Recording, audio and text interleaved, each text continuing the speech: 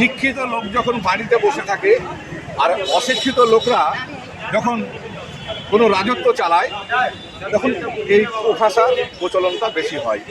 আজকে পশ্চিমবঙ্গে মেম্বার, প্রধান, কাউন্সিলর, মিনিস্টার, এমপি, এমএলএ তার 60%, 75% অ্যান্টি সোশ্যাল মানে অসামাজিক জায়গা থেকে উঠে এসছে।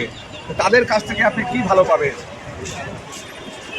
তৃণমূল সরকার হলো সেফ জোন অ্যান্টি সোশ্যালদের, মানে তৃণমূল করো, ধর্ষণ করো, কোনো অসুবিধা নাই, খালি নিজের বুথে ভোটে জেতাও।